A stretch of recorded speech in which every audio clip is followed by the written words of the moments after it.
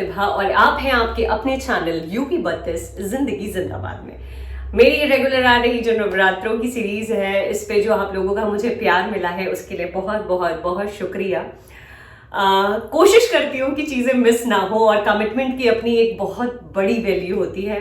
मैं क्षत्रिय धर्म से संबंध रखती हूँ तो मुझे लगता है कि प्राण जाई, वो कहते हैं ना, रघुकुल रीत सदा चली आई, प्राण जाई पर वचन न जाई।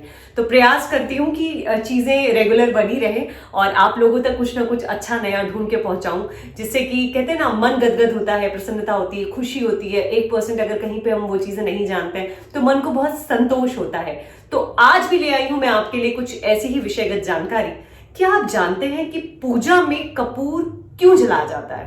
पूजा में कपूर का उपयोग क्यों किया जाता है? क्यों कपूर? जलने के लिए तो बहुत सारे ज्वलनशील पदार्थ हैं, लेकिन फिर भी कपूर को क्यों इंपॉर्टेंट माना जाता है? बिना कपूर के पूजा के बारे में हम सोच भी नहीं सकते। हम हवन कर्म कांडों के बारे में भी कपूर के बिना नहीं सोच सकते। आरती के लिए, अज्ञार के लिए भी हमें कपूर चाहिए होता है। तो why kapur is very important in our धार्मिक कर्मकांड, पूजा एंड रिचुअल्स। तो जीवन बीत गया कपूर में आग लगाते लगाते, लेकिन क्या आप जानते हैं कि हम ऐसा क्यों करते हैं?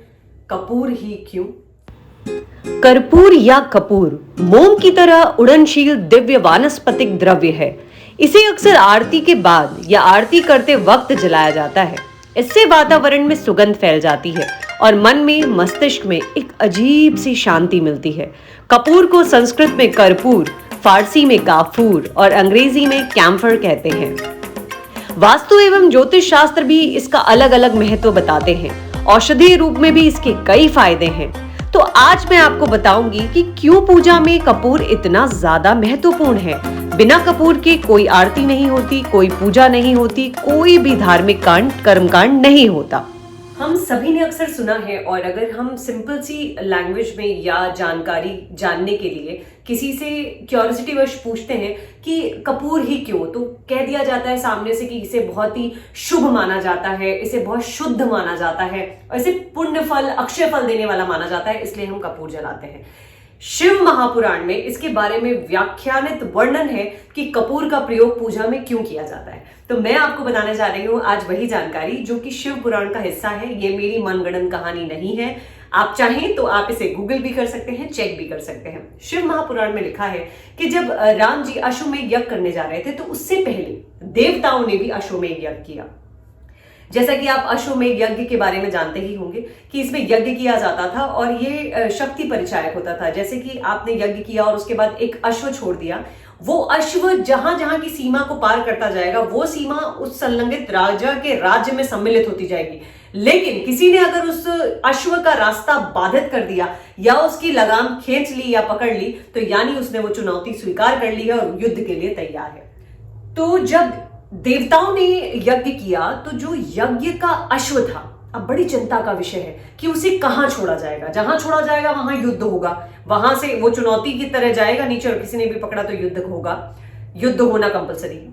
अब चिंता का विषय बन गया, क्या किया जाए। तो जो थे हमारे ऋषि वशिष्ठ ने कहा कि इस चिंता का पारण निवारण मैं कर देता हूं। ऋषि वशिष्ठ बोले कि मैं कर देता हूं इस चिंता का निवारण।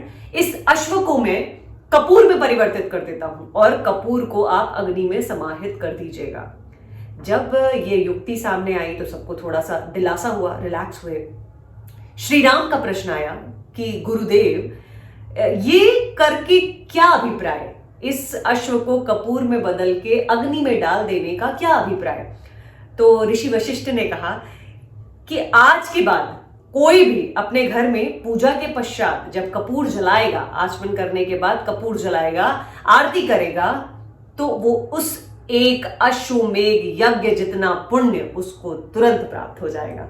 तो ये जो कपूर जलाने की परंपरा है, ये ऐसे ही नहीं है कि बस आया दिमाग में और कपूर जलाना शुरू कर दिया।